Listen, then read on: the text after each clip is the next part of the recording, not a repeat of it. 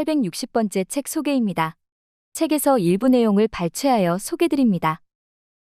책 제목 당신이 만나야 할 단 하나의 논어. 저자 판덕. 출판일 2024년 1월 30일. 상상빌더 한 줄 요약.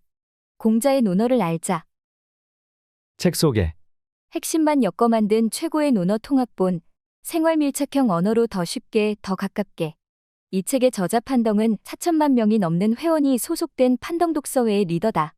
그가 동서양의 문화적 장벽을 허물고 중국과 서양의 고전을 넘나들며 현실 생활에 응용할 수 있도록 논어를 새롭게 해석했다. 논어에 담긴 2000년 전 공자의 지혜와 처세를 누구나 알기 쉽게 설명하고 실생활에 바로 적용할 수 있도록 친근하게 풀이했다. 저자는 대학원을 졸업한 후 중국 중앙텔레비전 방송국에 입사했지만 극도의 스트레스와 무기력에 시달렸다. 그는 항상 직장을 잃으면 어쩌지? 프로그램이 다시 엎어지면 어쩌지? 집세를 내지 못하면 어쩌지? 라는 걱정을 달고 살았다. 때로는 불안감에 잠을 이루지 못할 때도 있었다. 위기의 순간 그를 구원한 책은 논어였다.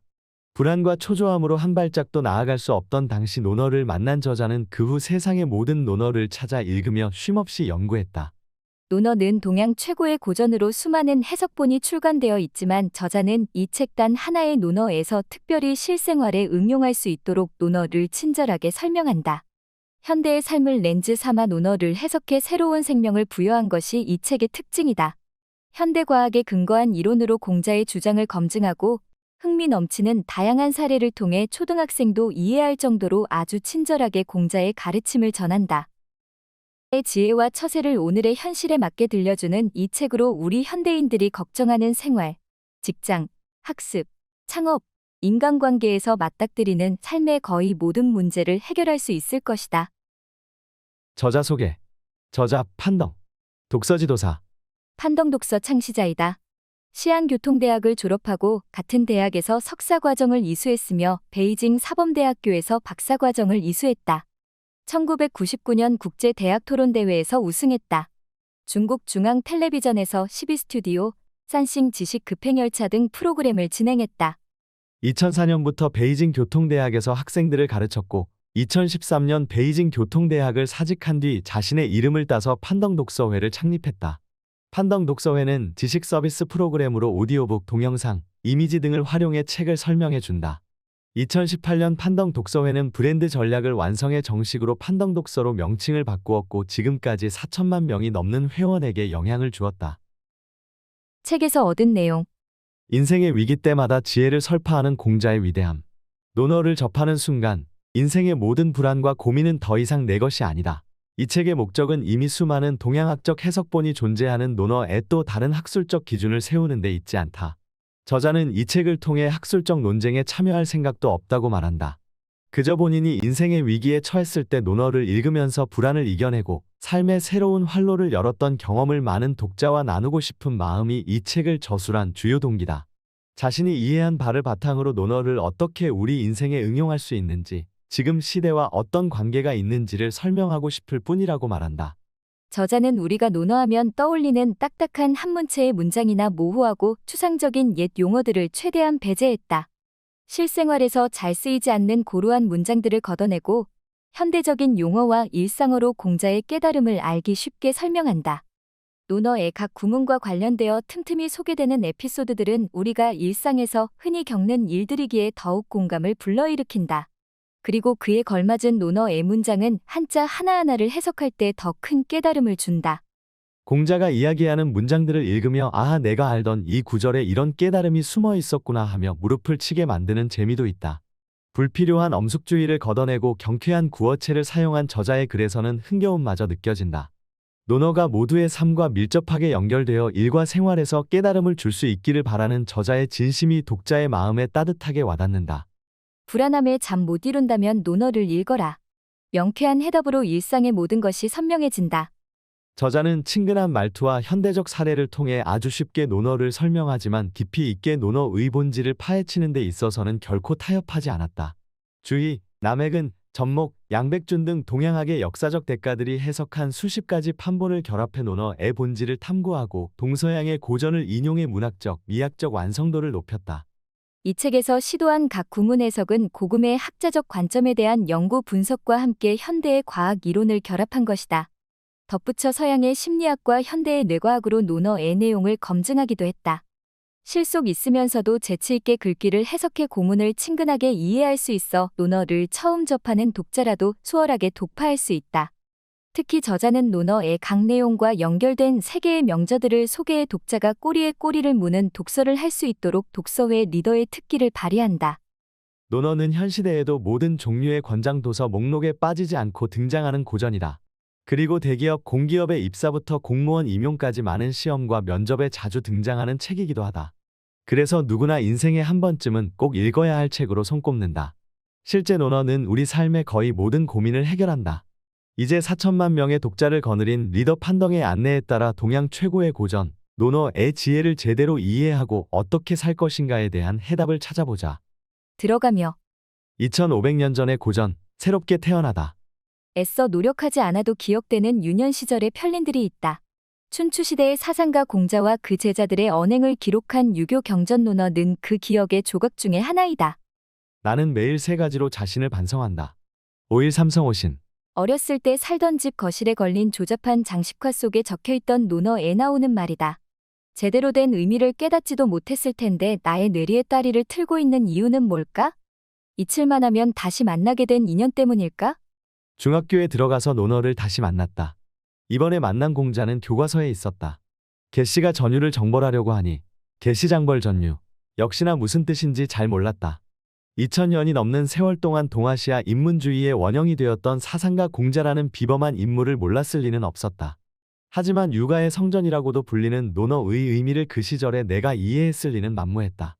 교과서에 수록됐으니 그저 건성으로 읽었을 뿐이다. 그 후로도 논어와의 만남은 계속됐다. 대학교 3학년이었던 1995년, 나는 다시 논어를 만났다. 학예 방학 캠프에 참석한 홍콩의 한 대학교 학생 대표가 나에게 물었다. 논어 읽어봤어? 중학교 때 읽어봤지만 난 이렇게 대답할 수밖에 없었다. 아니, 읽어도 이해하기 어려울 것 같아서. 그 친구의 나나이진이 쓴 논어강에는 이해하기 쉬울 거야. 라는 말에 귀가 솔깃했다. 그의 말대로 정말 논어를 쉽게 이해할 수 있을까? 개학하자마자 나는 학교 도서관으로 달려가 나나이진 선생의 논어 강해를 빌렸다. 유교, 불교, 도교의 경전을 두루 통달한 나나이진 선생은 한자 문화권을 대표하는 석학이다. 논어를 해설하는 나나이진 선생의 모습은 소탈해 보였다. 선생은 배우고 제때 익히면 하기 시습지 이라고 진지한 말투로 설명하지 않았다. 그의 화법은 이해하기 쉬웠다. 강의는 이렇게 시작했다. 천하는 원래 두 팔보다 가벼운 것입니다. 그런데 세상 사람들은 어째서 옷구슬 같은 것만을 중요시하는 것인지 천하 유래 경량비, 세상하고 중년성. 나는 첫 부분을 읽자마자 머릿속이 명징해짐을 느꼈다. 원래 논어가 이렇게 재밌는 이야기였던 거야? 나나이진 선생은 원문의 해석을 시작으로 그 이야기가 생겨난 시대적 배경과 상황 그리고 공자의 관점 등을 모두 알기 쉽게 설명하고 있었다. 나는 책을 끝까지 다 읽고 난 후에야 나나이진 선생의 책 논어강해가 쉽게 이해됐던 이유를 알게 됐다. 이 책은 나나이진 선생의 강연을 그대로 기록한 강의록이었기 때문이다. 대화체로 편집돼서 편하게 읽히기도 했고 생동감이 느껴졌다. 선생은 친구에게 말하는 것처럼 꾸밈이 없고 친숙한 말투로 강의를 이어갔다. 나나이진 선생의 논어강해의 가장 큰 장점은 바로 이 소탈함과 친밀함에 있다. 많은 사람이 선생의 강의를 통해서 논어에 입문했다. 선생의 강의는 대중적인 영향력이 지대하다. 논어는 그렇게 서서히 나의 삶 속에 침투하기 시작했다. 학사 학위를 받은 나는 공영방송국에 입사했다. 방송국의 규모는 엄청났다. 몸집이 큰 회사에서 일하는 직원은 자신의 노력이 결실을 맺지 않으면 깊은 무기력감에 빠지게 된다는 것을 알게 됐다. 당시 나는 혼신을 다해 프로그램을 제작했다. 하지만 나의 작품이 언제 방영될지는 알 수 없었다. 당연히 나는 상사로부터 인정을 받지 못했다는 실망감에 휩싸이게 됐다. 심지어 나는 상사가 나의 존재 자체를 모르고 있다는 생각마저 하게 됐다. 그렇게 무기력하게 직장 생활을 하던 나는 한 달에 일을 하는 시간이 기껏해야 2주라는 사실을 알게 됐다. 시간은 남아돌았고 수입도 낮았다. 하지만 주거비용이 많이 드니 당연히 스트레스가 심해질 수밖에 없었다. 생계에 대한 불안은 나를 깊은 두려움에 휩싸이게 했다. 그리고 내가 무능하다는 생각이 독버섯처럼 마음 깊숙이 퍼져나갔다. 직장을 잃으면 어쩌지? 프로그램이 다시 방영되지 못하면 어쩌지? 빌린 집에서 쫓겨나면 어디서 지내지? 쌓여가는 불안감에 뜬 눈으로 밤을 지새울 때도 많았다. 한마디로 우울증 초기 증상을 겪었다. 무라카미 하루키가 그랬던가? 야구장에 갔던 날 푸른 하늘로 솟구치는 홈런볼을 보면서 소설을 써야겠다는 생각이 들었다고. 그런 식으로 어느 날 갑자기 내 머릿속에 논어가 떠올랐다. 다시 읽어볼까? 남아도는 시간에 잡생각에 빠져있느니 차라리 독서를 하는 게 낫겠다는 생각이 들었다. 나는 논어를 해설한 책들을 1년 동안 파고들었다. 그렇게 나는 논어라는 깊은 심연에 빠져들게 되었다. 시대에 따라 논어 읽기의 방법은 다르다. 한나라 시대부터 위진, 당나라, 송나라, 명나라, 청나라 그리고 근대까지 많은 학자와 작가들이 논어와 관련된 해설서와 창작물을 썼다. 나는 많은 사람이 논어를 해설한 책들을 탐독했다. 무도인이 도장 깨기를 하듯 한 권 한 권 논어 해설서들을 읽어내려갔다. 그러던 어느 날 나는 논어에 대한 학식이 깊어진 내 모습을 마주하게 됐다. 공자는 강인했다. 용감했다. 그리고 동시에 친근했고 다정했다.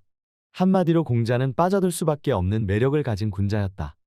공자의 논어 는 사람 마음속을 파고든다. 그 감동은 나의 불문이다. 어떤 난관에 부딪힐 때 공자는 논어를 통해 해답을 제시한다. 공영방송국에서 내 능력을 펼치지 못하고 있다는 생각에 괴로워하는 나를 지켜준 공자의 말은 바로 이것이다. 군자는 돌을 도모하지 먹을 것을 도모하지 않는다. 군자모도 부모식. 군자는 돌을 걱정하지 가난을 걱정하지 않는다. 군자오도 부우빈. 다른 사람이 나를 알아주지 않는 걸 걱정하지 말고 내가 다른 사람을 알아주지 않는 걸 걱정해야 한다. 부안인지 북이지 환부지 있냐. 공자는 먼 곳에 있지 않았다. 내가 겪고 있는 고통과 근심을 공자도 겪었다니. 나의 문제들은 나 혼자만의 것이 아니라 아주 오래전부터 모든 사람이 겪어온 고통이었던 것이다. 나의 고통은 고작 집세와 업무에 한정되어 있었다. 하지만 공자가 살았던 춘추전국 시대에는 생사가 걸린 일들이 많았다. 그렇게 생각하는 논어에 대한 깨달음이 황홀하게 느껴졌다. 나와 조상들이 논어를 통해 진솔한 모습으로 마주할 수 있었던 것이다. 내 몸 안에 흐르는 피는 조상으로부터 물려받은 것이다. 조상의 사상이 나의 문제를 해결할 수 있고 나도 조상의 생각들을 이해할 수 있다는 믿음이 생겨난 것이다. 논어를 읽고 나는 근심에 잠을 이루지 못하는 일이 없어졌다. 심지어 방송국에 사표를 제출했을 때도 초조함이나 불안함에 휩싸이지 않았다. 내 마음이 평온함을 되찾을 수 있었던 이유는 공자의 말 덕분이다. 아침에 도를 들으면 저녁에 죽어도 좋다. 조문도 석사가에 급작스러운 상황에서도 반드시 어지러야 하며 공공한 상황에서도 반드시 어지러야 한다. 조차 필요시 전패 필요시 하기시 습지. 논어의 제1편 제목은 학이이다. 공자의 후세들은 논어를 총 20편으로 구성했다. 그리고 첫 문장에 나오는 단어를 제목으로 삼아 20개의 소제목을 달았다. 첫 문장은 누구나 학창시절에 한 번쯤은 들어본 적이 있는 익숙한 문장이다. 공자가 이른다. 배우고 제때 익히면 즐겁지 아니한가? 친구가 먼 곳에서 찾아오니 기쁘지 아니한가? 사람들이 알아주지 않아도 화내지 아니하니 군자답지 아니한가? 직역하면 이와 같다. 지식을 배운 뒤 복습하고 사용해보면 좋지 않겠는가? 뜻이 맞는 친구가 멀리서 찾아오면 기쁘지 않겠는가? 다른 사람이 나를 알아주지 않아도 화내지 않는다면 군자답지 않겠는가? 옛사람들은 책을 쓸 때 주제를 담은 문장을 맨 처음 쓰는 경우가 많았다. 평범해 보이지만 이 문장은 진실을 담고 있다. 배움은 사람의 평생 동안 계속 정진해야 할 일이다.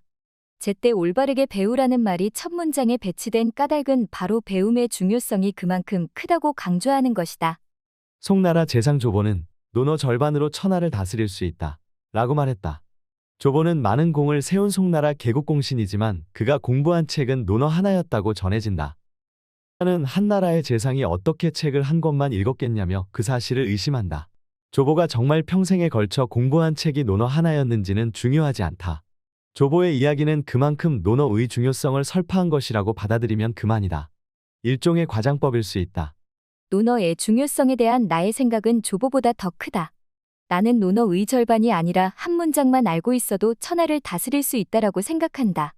그 누가 논어의 절반을 외울 수 있겠는가?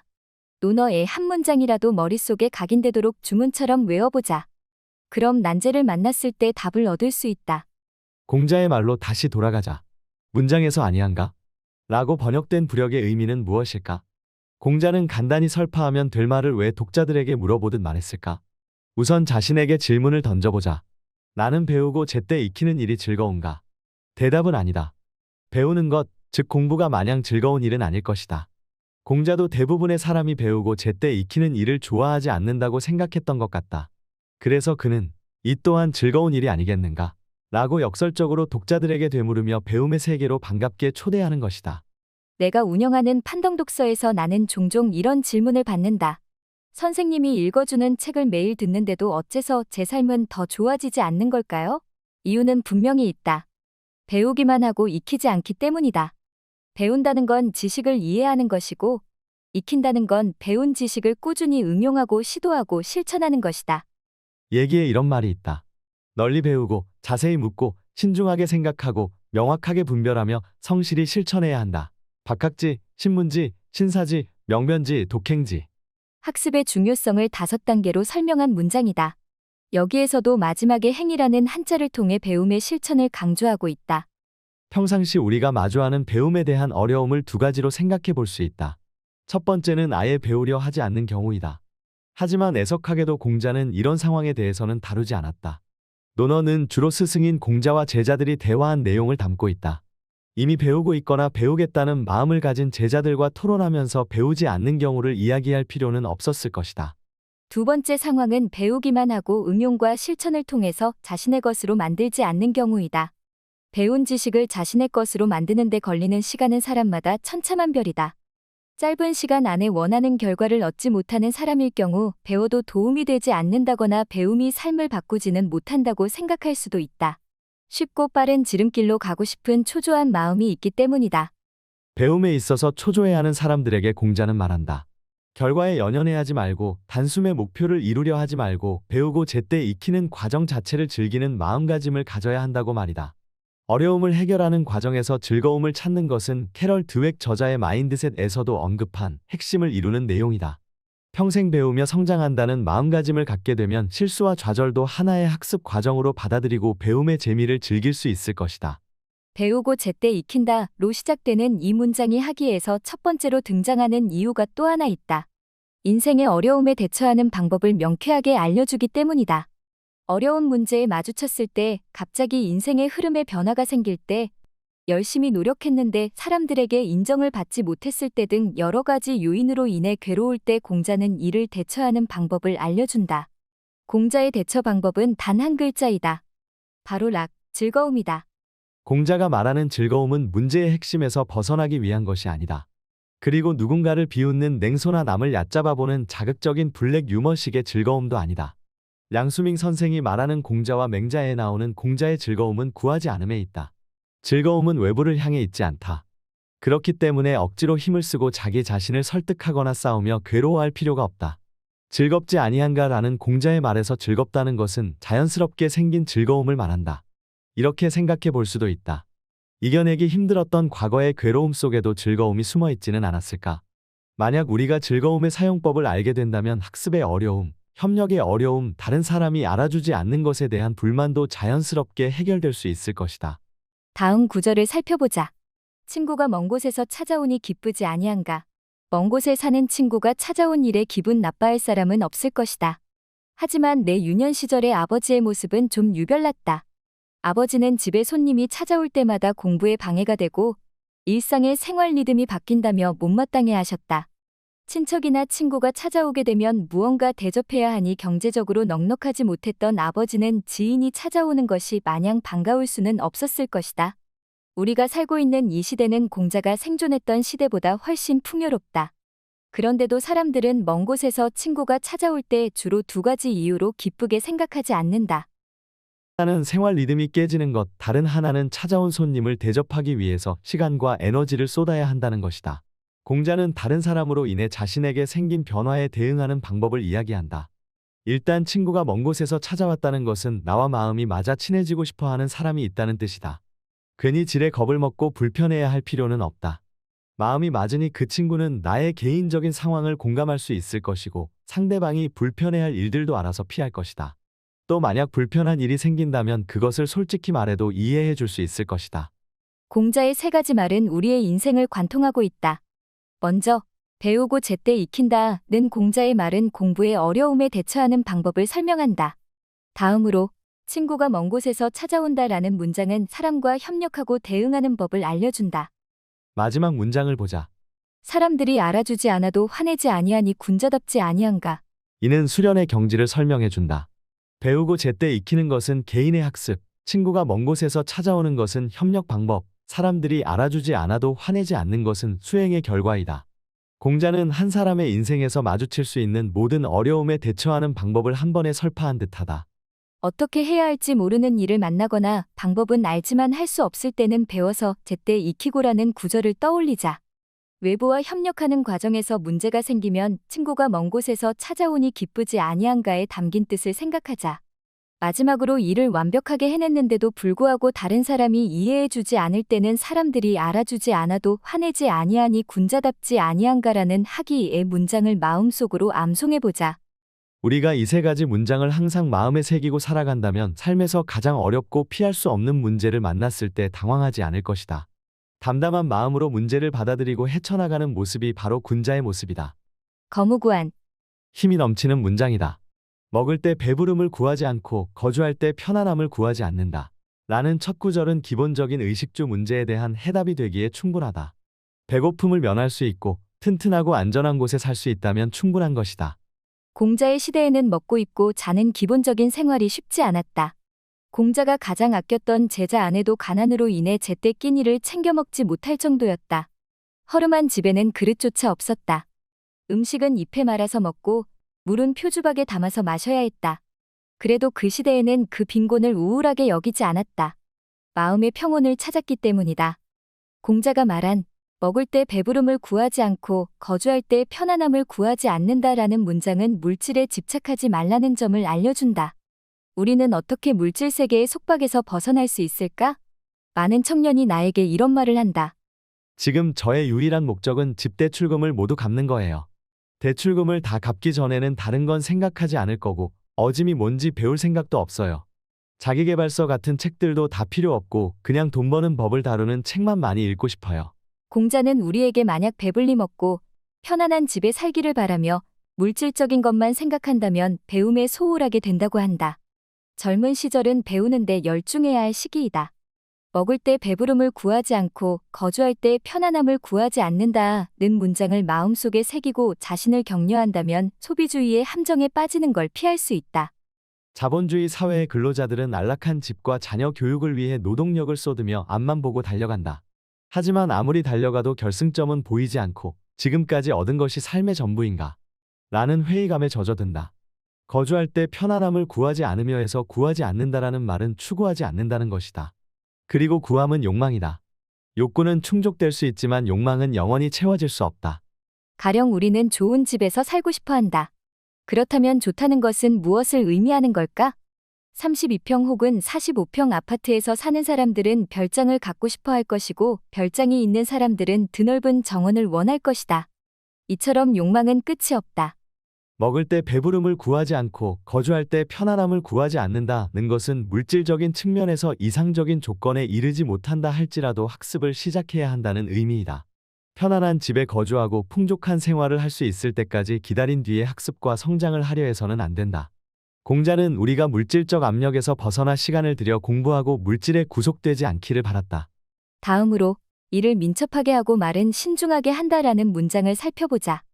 여기서 민첩은 재빠르다는 의미로 꾸물거리고 굼뜬 것과 상반되는 뜻이다. 꾸물거리고 굼뜨게 행동하는 이유는 뭘까? 의욕이 없기 때문이다. 의지가 없고 자존감이 높지 않으면 나는 배불리 먹지도 못하고 좋은 곳에서 살지도 못해. 무슨 일을 해도 소용이 없어. 라는 생각에 빠지게 된다. 반대로 배불리 먹지 못하고 몸을 누일 곳이 마땅치 않아도 성실히 공부하고 일하는 것은 일을 민첩하게 한다라고 말할 수 있다. 말을 신중하게 한다는 것은 과장해 말하지 않는 것을 뜻한다. 우리 주위에는 자신의 상황을 숨기기 위해 과장해서 말하는 사람들이 많다. 이에 맹자는 재미있는 비유를 했다. 늘 허세를 부리는 남편을 둔 여인이 있었다. 남편은 매일 아침 일찍 집을 나가 저녁 늦게 돌아왔는데 귀가할 때는 입술에 기름이 잔뜩 묻어 있었고 늘 어딘가에서 대접을 받아 배불리 먹은 것처럼 행동했다. 하지만 평상시 남편이 높은 신분의 사람과 사귀는 걸 본 적이 없었기에 아내는 남편을 미행하기로 결심했다.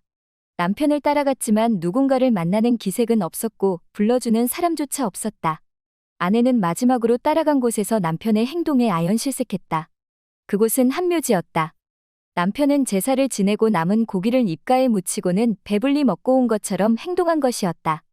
아내는 남편이 지금까지 마치 많은 이들에게 인정받고 잘 나가는 척 거짓 행세를 하며 속인 것에 분노했고 앞으로 의지조차 할 수 없는 사람과 결혼했다는 사실을 슬퍼했다. 맹자는 이를 예의와 염치는 버린 채 생계만을 쫓는 사람이라고 지적했다. 세상에는 자신의 돈벌이 수단을 가족에게 숨기는 사람들이 있다. 가장이 부정한 수단으로 돈을 번다는 사실을 아내와 자식이 알게 되면 어떻게 될까? 가령 집안의 가장이 노인들을 속여 효과 없는 영양제를 팔거나 회사 돈을 횡령해 주식에 투자를 하고 거래처와 뇌물을 주고받는 부정한 방법으로 돈을 번다는 사실을 알게 된다면 부끄러움을 느낄 것이다. 안타깝게도 말을 과장되게 하고 허세를 부리며 자신의 외면을 위장하는 사람은 치욕을 당할 수 있다는 사실을 신경 쓰지 않는다. 가족이 부끄럽게 생각할 것이라는 사실도 신경 쓰지 않게 된다. 다음 구절인 도가 있는 사람에게 찾아가 잘못을 바로잡는다면에서 도가 있다라는 말은 자기 일을 잘 처리하고 자신에게 도움이 되는 사람과 사귀며 자신보다 수준이 높은 사람에게 사람됨을 배우는 것을 말한다. 그리고 잘못을 바로잡는다는 것은 자신의 욕망을 잘 통제해 가족이 부끄러워할 만한 그릇된 길을 가지 않고 바른 길을 가는 것을 말한다. 이어지는 배움을 좋아한다고 말할 수 있다라는 문장은 앞에 나온 것들을 실행했다면 배움을 좋아하는 사람이란 뜻이다. 그러니 공자의 배움을 좋아하는 기준에 다다르는 것은 쉽지 않은 일이다. 배움을 좋아해야 하는 이유는 뭘까? 동물적 본성에서 벗어나는 과정이 배움이기 때문이다. 사람은 누구나 동물적인 본능과 사회성을 동시에 갖고 있다. 동물적 본성이 강해지면 매일 배불리 먹고 따뜻하게 입고 더 좋은 곳에서 사는 것만 생각하게 되고 물질적인 욕구를 지나치게 추구하게 된다. 동물적 욕구는 끝이 없다. 만약 동물적 본성을 통제하지 못한다면 침대 밑에 돈다발을 쌓아둘 정도로 많은 돈을 벌어도 공허함은 채워지지 않을 것이다. 동물들처럼 생존만을 생각한다면 사회의 구성원으로서 집단을 위해 공헌해야 한다는 사실을 의식하지 못하게 된다. 반대로 배움을 좋아하게 되면 동물적 본성이 줄어들고 사회성이 향상된다. 욕망보다 이성이 강해져 다른 사람들을 의식해 자신만의 이익만 생각하지 않고 다른 사람을 위해 노력하고 협동할 수 있게 된다. 항상 스스로를 돌아보며 군자가 먹을 때 배부름을 구하지 않고 거주할 때 편안함을 구하지 않으며 일을 민첩하게 하고 말은 신중하게 하며 도가 있는 사람에게 찾아가 잘못을 바로잡는다면 배움을 좋아한다고 말할 수 있다. 라는 말을 떠올려보자. 이 문장은 우리 행동의 좌우명이 될 수 있다. 부지위부지.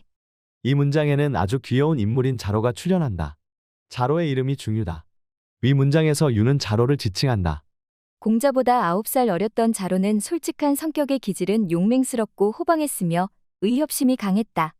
공자는 자로를 용맹함은 나보다 낫지만 제목으로 취할 게 없다. 호용과 무소취제 라고 평가했다. 공자도 자로만큼이나 힘이 세고 용맹스러웠다. 챗무 선생의 공자전에 따르면 공자의 아버지는 아주 힘이 센 장사라서 많은 사람을 구했다. 아버지의 기질을 물려받은 공자는 의협심이 강하고 용감했다. 그런 공자는 자연이 같은 기질의 자로를 좋아하게 되었고 자로가 공자와의 싸움에서 패하자 그를 제자로 삼게 된다. 하지만 직설적이고 괄괄했던 자로는 생각 없이 말하는 버릇이 있었다. 하루는 공자가 자로를 불러 말했다. 중유야, 내가 너에게 한 말을 잊어버린 것이냐? 아는 일을 안다고 말하고 모르는 일은 모른다고 인정을 하는 것이 지식을 구하는 방법이다. 공자는 밖에서 큰 소리를 치거나 스승 노릇을 하며 사람들을 잘못 인도했던 자로가 못마땅해 조언을 했다. 자신의 무지함을 인정하는 건 어렵다. 미국 뉴욕의 코넬 대학교의 데이비드 더닝과 저스틴 크루거는 인지 편향 현상인 더닝-크루거 효과 더닝-크루거 에펙트에 대해 설명했다. 더닝-크루거 효과는 자신의 부족함을 인지하지 못하는 상태를 말한다. 가령 일을 해낼 수 있는 능력이 없음에도 자신감에 넘쳐 자신의 부족함을 파악하지 못하는 사람들이 있다. 자로는 자신감으로 가득 찬 사람이었다. 그는 자신이 여러 해 동안 공자의 가장 가까운 제자 중 한 사람이기 때문에 많은 이치를 깨달아 어느 정도 경지에 올랐다고 생각했던 것 같다. 하지만 자로는 더닝-크루거 효과에 빠졌었다. 애플 창업자 스티브 잡스는 stay hungry, stay foolish라는 말을 했다. 직역하면 허기진 상태로 머물러라, 바보처럼 머물러라가 된다. 이 말은 자신의 무지를 인정하라는 말이다. 공자는 스티브 잡스보다 2000여 년 먼저 이 점을 지적했다. 안다는 걸 안다고 말하고 모르는 걸 모른다고 말하는 게 아는 것이다. 1900년에 열렸던 세계 물리학 회의의 일화를 소개한다. 세계 유수의 물리학자들이 한자리에 모였다. 연력학을 확립하고 전자기학 분야에서 뛰어난 성과를 보여주었으며 지구 물리학에서는 항해술에 기여한 영국의 물리학자 베런 켈빈 베런 켈빈도 이 회의에 참석했다. 그는 뉴턴의 만유인력 법칙 등 지금까지 이룩한 물리학의 성과에 감격하며 이론 영역에서 더 이상 밝힐 비밀이 없으니 남은 업무는 더 정확하게 측정하는 것뿐이라고 생각했다. 물리학이라는 거대한 빌딩은 이미 지어졌으니 맑은 하늘에 떠 있는 먹구름 한두 점을 제외하면 더 해석할 것은 없다는 것이다. 뉴턴의 이론을 뛰어넘은 양자역학의 주요한 창시자인 막스 플랑크 맥스 플랭크도 젊은 시절 물리학을 전공하려 하자 한 교수가 물리학은 이미 연구할 게 없다고 만류했다고 한다. 하지만 알다시피 물리학은 그 뒤로도 끝없는 이론을 밝혔고 아직도 미지의 분야가 무한히 남아있다. 우리는 세계를 완전히 알지 못하는 상황에서 모든 걸 다 안다고 자만할 때가 있다. 스티브 잡스는 그래서 어리석은 상태로 머물러라 stay foolish고 말한 것이다. 역사를 돌이켜보면 우리를 속박하는 많은 것들을 자각하지 못하고 잘못된 지식을 의심 없이 그대로 믿고 고수한 경우를 많이 볼 수 있다. 과학의 역사도 마찬가지였다. 17세기 독일 천문학자 케플러가 등장하기 전까지 사람들은 행성 운동의 궤적이 원형이라고 믿어왔다. 아리스토텔레스 레시대부터 하늘은 완전 무결한 공간으로 여겨졌기에 행성의 궤적도 원처럼 완벽할 것이라 생각했던 것이다. 하지만 케플러가 행성 운동의 제1법칙인 타원 궤도의 법칙 등 케플러 법칙 케플러스 럿의 가지를 제시하면서 사람들의 생각은 바뀌기 시작했다. 우리를 망가뜨리는 건 무지가 아니라 자만이라는 말이 있다. 자신의 무지를 인정하는 사람에게는 희망이 있고 자신이 모른다는 걸 인정하는 사람에게는 기회가 있으며 자신이 부족하다는 걸 인정하고 모든 지식을 겸허히 그리고 신중하게 대하는 사람에게는 성장할 기회가 있다. 가장 무서운 것은 자신이 무지하다는 사실을 모른 채 득이양양하는 것이다. 앞서 소개한 더닝크루거 효과가 이에 해당한다. 공자의 말씀을 언급하면서 책을 자주 소개하는 이유도 역시 독자들이 아는 것과 모르는 것을 구분할 수 있길 바라기 때문이다. 사람들로 하여금 지식의 결핍을 느끼게 하고 싶었다. 어떤 분야에 대해 지식이 전무하면 그 분야에 대해 흥미를 가질 수가 없다. 우리는 살면서 여러 분야의 지식을 접할 기회를 만나게 된다. 육아법, 배우자를 대하는 방법, 리더십을 키우는 방법, 마케팅 원칙을 파악하는 방법, 다른 사람과 소통하는 방법 등등. 하지만 어떤 사람들은 일부 책에 있는 내용들이 거짓이고 탁상공론일 뿐이며 지식은 직접 탐색해서 깨달아야 한다고 주장하기도 한다. 그러나 이런 사람들도 책을 읽으며 책 속에 많은 보물이 숨겨져 있구나. 이 사실을 진작 알았으면 좋았을걸. 이라고 생각할 것이다. 지식의 결핍을 느꼈기 때문이다. 공자의 말은 자로를 위한 말이자 우리 모두에게 하는 말이다. 우리가 얼마나 무지한지 일깨워주는 고언이기도 하다. 무지함을 인정하는 것은 부끄러운 일이 아니다. 우리를 망가뜨리는 것은 무지가 아니라 자만이다. 모든 걸 안다는 생각이야말로 가장 위험한 것이다. 오하이관지제. 공자가 윗사람이 보여서는 안 되는 태도에 대해 말하고 있다. 윗사람이 멀리해야 할 첫 번째로 태도는 너그럽지 않은 것이다. 윗사람이라 할 수 있는 리더는 너그러워야 한다. 아랫사람에게 관대하고 포용적인 태도를 취해야 조직을 이끌 수 있다.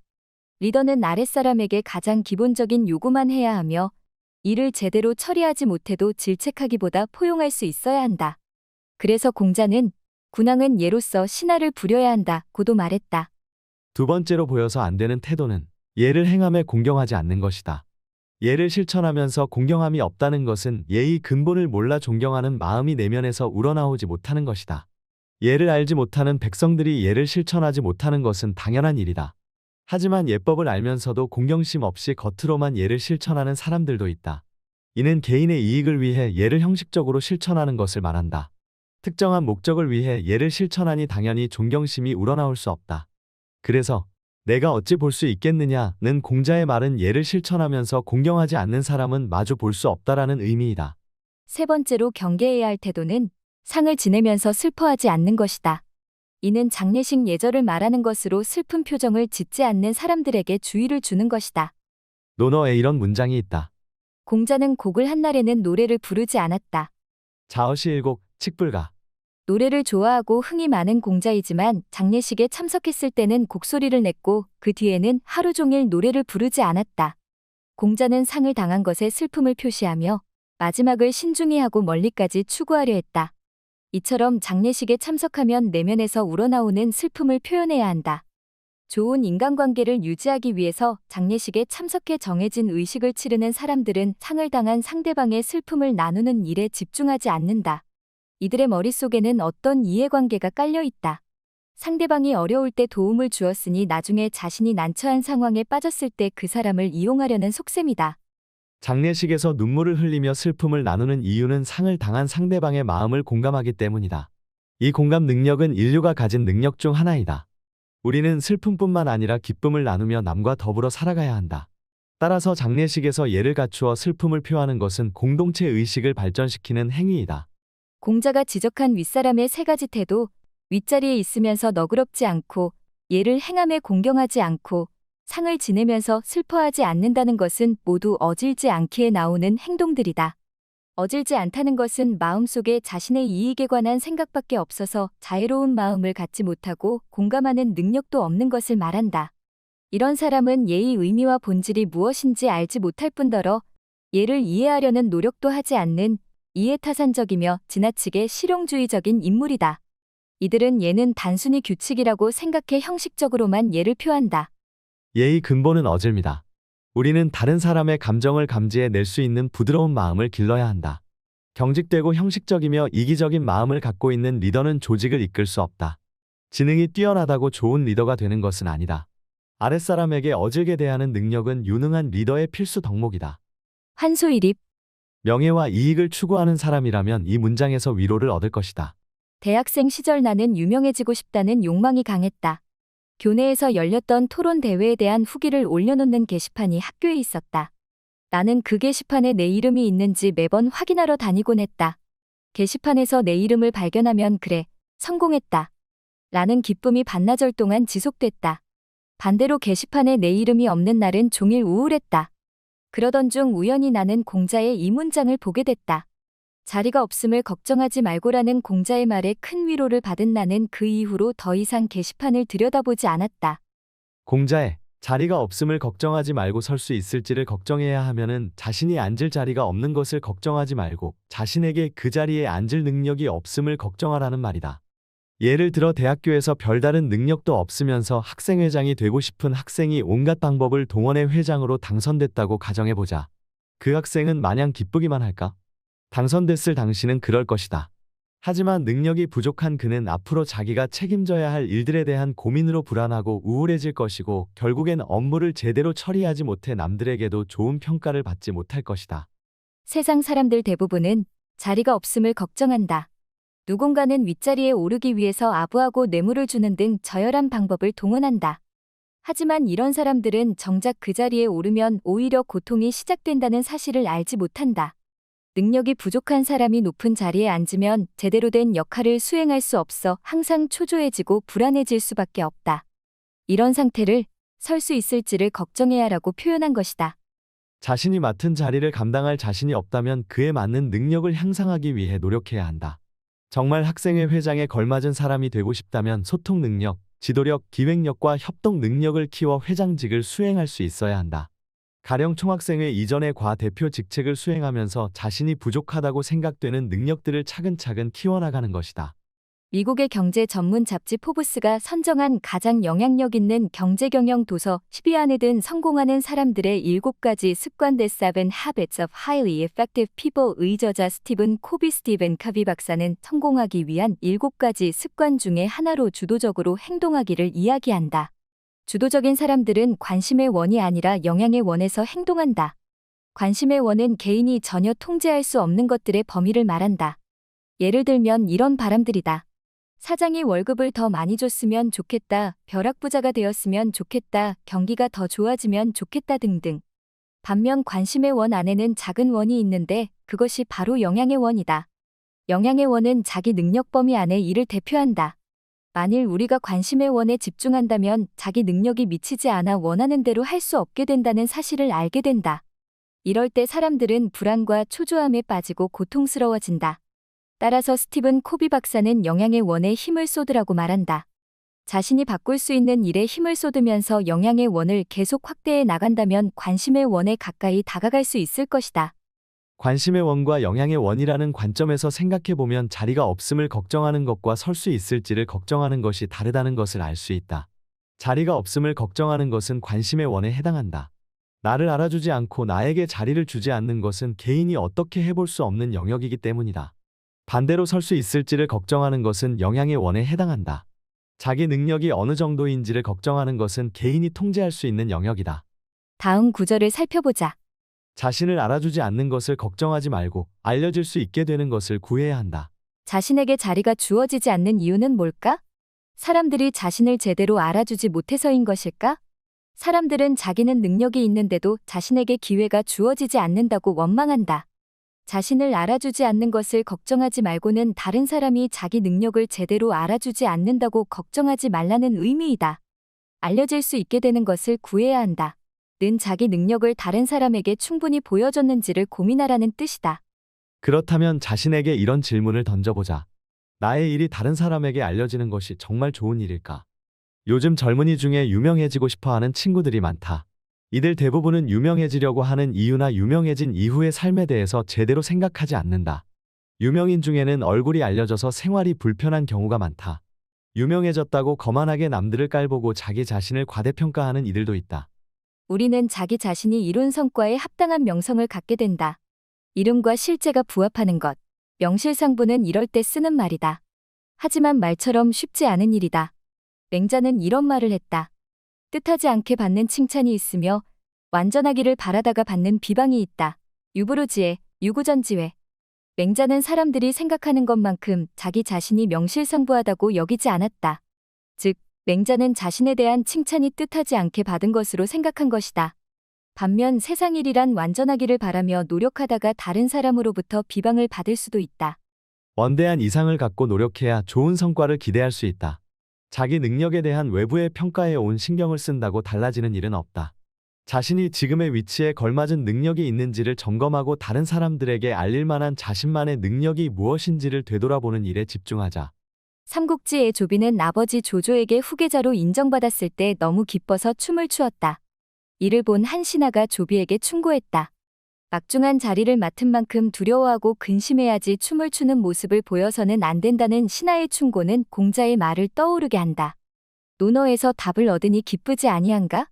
나는 오디오북, 동영상, 이미지 등을 활용하는 지식 서비스 프로그램인 판덕독서를 2014년부터 시작했다. 판덕독서 창업 초기에는 예기치 못한 일이 많이 발생해 상당히 힘들었다. 끊임없이 변하는 외부 상황과 곳곳에 가득한 불확실성은 큰 스트레스였다. 갑작스럽게 변한 외부 상황 때문에 판덕독서 프로그램이 무용지물이 됐을 때 나는 절망감에 빠졌다. 하지만 곧 극복할 수 있었다. 공자의 가르침을 떠올렸기 때문이다. 군자는 자신에게서 잘못을 찾고 소인은 남에게서 잘못을 찾는다. 군자구제기, 소인구제인. 이 문장의 뜻은 다음과 같다. 군자는 일이 잘못됐을 때 그 원인을 자기 자신에게서 찾는다. 그리고 그가 할 수 있는 범위에서 최선의 노력을 다한다. 하지만 수련하지 않는 소인은 매일 다른 사람의 잘못이라고 탓하며 세상이 불공평하다고 원망한다. 공자의 말을 떠올린 나는 이렇게 생각했다. 그래, 외부 상황이 어떻게 변하든 내가 할 수 있는 범위 내에서 최선을 다하자.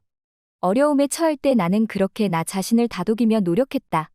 그리고 시간이 지나자 판덕독서가 조금씩 성과를 보이기 시작했다.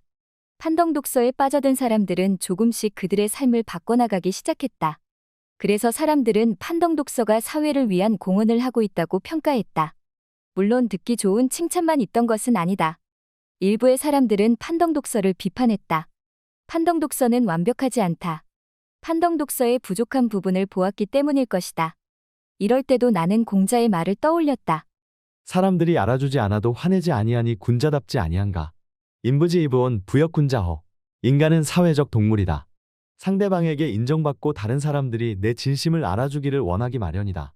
그런데 만약 다른 사람들이 나를 알아주지 않으면 어떻게 해야 할까? 이럴 때 공자의 지혜가 또 필요한 것이다. 사람들이 나를 알아주지 않아도 화내지 않는 마음가짐은 공자의 가르침에서 시작되는 것이다. 나를 키운 것은 팔하리 공자의 말씀이다. 대학교 시절부터 지금까지 오랜 시간 동안 공자는 항상 나를 지켜주는 든든한 버팀목이자 인생의 항로를 결정해주는 선장이었다. 현자의 배에 승선한 나는 1등항 회사일까? 아니면 3등항 회사일까? 어쨌든 나는 공자의 배에 오른 선원으로 그 몫을 다하기 위해 노력할 것이다. 그것이 아마도 지금껏 내가 공자에게 진 빚을 갚는 방법이 아닐까?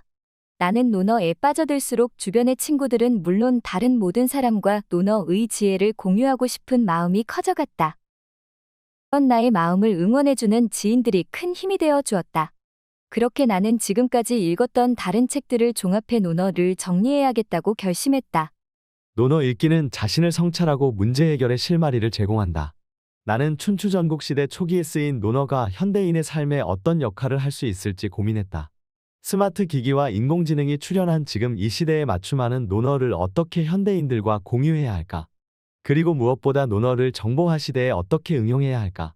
만약 우리가 논어를 문자 그대로 고지식하게 읽고 있다면 논어는 시대착오적이고 경직된 죽은 학문이 된다. 아무리 존경받는 공자일지라도 우리에게 죽은 지식은 필요 없다. 인터넷을 떠도는 논어의 해설은 대부분 지나치게 통속적이거나 무미건조하다. 심지어 공자의 뜻에 어긋나거나 가장 진귀한 고갱이를 빠뜨리는 경우도 있다. 검증되지 않은 논어의 잘못된 해설이 하이퍼링크로 연결돼 공유되고 증식하고 있었다. 이대로 두면 안 되겠다 싶은 생각이 들었다. 나는 논어의 모든 문장에 담긴 본래의 정수를 복원해야 되겠다고 결심했다. 지금 이 시대에 술술 읽힐 수 있는 논어는 어떤 모습일까? 심사숙고를 거듭한 끝에 논어를 다른 책들과 융합하기로 했다. 심리학, 물리학, 사회학, 경영학 등 현대의 학문들과 논어의 연결점을 찾으려 노력했다. 만약 이 연결이 이루어진다면 논어의 현대화도 성공할 수 있다고 나는 확신했다. 필요한 부분에 있어서는 나의 경험과 들었던 이야기들 그리고 영화들도 소개하며 논어를 이야기했다. 지금 이 시대의 논어를 살아 움직이게 해야만 했던 것이다. 그것이 바로 이 시대의 올바른 논어 읽기의 방법이다. 단 하나의 논어는 많은 논쟁을 불러올 수 있다. 논어의 간단한 문장 속에는 심오한 여러 가지 뜻이 담겨 있기 때문이다. 해석의 방향도 다양하다. 학자들은 각자의 해석의 정당성을 갖추기 위해 합당한 근거들을 마련한다. 그리고 서로 자신들의 해석이 가장 훌륭하다고 다투는 경우도 있다. 학자가 아닌 나는 이러한 학술적 논쟁에 참여할 생각은 없다.